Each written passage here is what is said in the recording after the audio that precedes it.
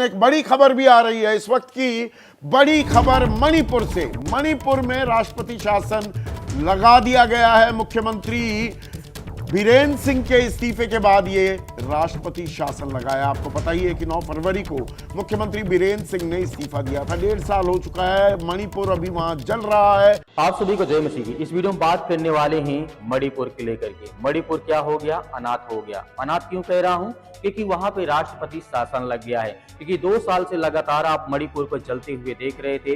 भाजपा सरकार, ये double engine की सरकार, अभी तक किसी प्रकार की वहां की कानून व्यवस्था या किसी प्रकार के शासन या प्रशासन के रहते हुए केंद्र में भी सरकार भाजपा की है और मणिपुर में भी भाजपा की सरकार थी। लेकिन एन बीरेन सिंह ने जिस तरीके इस्तीफा देने के बाद वहां के हालात और बिगड़ने लगे, उसके बाद राष्ट्रपति शासन को लगा दिया गया है। अब राष्ट्रपति शासन होता क्या है, या फिर जितने ईसाई समुदाय के लोग हैं उनका क्या होगा राष्ट्रपति शासन के लगने के बाद, कितना बदल जाता है, इसमें बात करेंगे। लेकिन जिस तरीके से बात करते हैं, राहुल गांधी ने जिस तरीके से हमला किया है कि सरकार फेल हो गई है। क्योंकि जिस तरीके से 2 साल से हम लगातार इस्तीफा मांग रहे थे, यदि वहीं पर जब ये घटना शुरू हुआ 2 साल पहले, तो वहां पर हमें देखने को मिलता है कि राहुल गांधी ने कहा था कि सरकार नाकाम रहेगी, इन्हें इस्तीफा दे देना चाहिए। यदि वहां पे दे दिए होते तो कम से कम 300 से अधिक लोगों की जान न जाती। 60,000 से ज्यादा अधिक जो लोग घर से बेघर हुए, जब अपने बाप, किसी अपने माँ को खोया, किसी अपने भाई को खोया, किसी ने पिता को खोया, इस तरीके की घटना नहीं होती।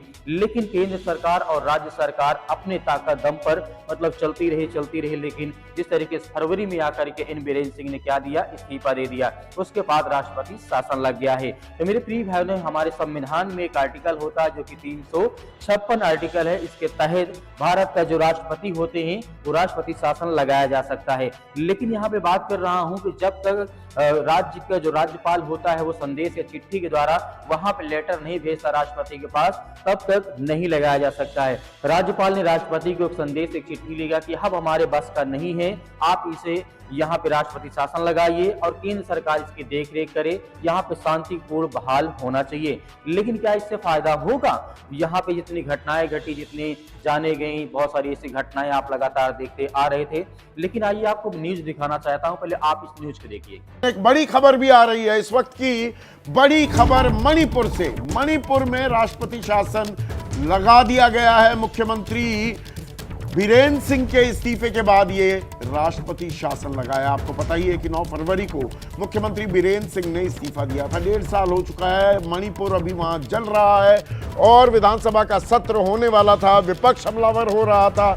उससे ठीक पहले, उस सत्र से ठीक पहले बीरेन सिंह ने इस्तीफा दे दिया। विधानसभा का सत्र भी भंग कर दिया गया और अब राष्ट्रपति शासन लगा दिया गया है मणिपुर। तो मणिपुर में जबरदस्त हिंसा हुई थी मैती और कुकी के बीच। ये 1.5 साल पुरानी बात है और मणिपुर तब से लेकर अब तक जल ही रहा है। वहाँ पर अस्थिरता का आलम है और मुख्यमंत्री के खिलाफ अच्छी खासी नाराजगी भी दिखी थी।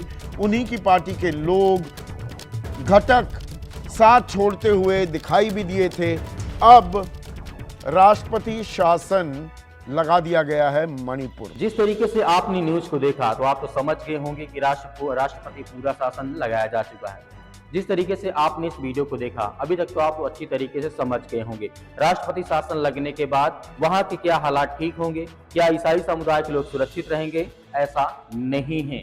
क्योंकि हाँ, ऐसा थोड़ा बहुत कंट्रोल किया जा सकता है। इसलिए किया जा सकता है क्योंकि वहां की जब राष्ट्रपति शासन लगता है तो वहां पर किसी प्रकार का ना कोई मंत्री होता है, ना मुख्यमंत्री होता है, ना कोई विधायक होता है, ना कोई सांसद होती है, ना कोई कैबिनेट होती है, सारी भंग हो जाती है।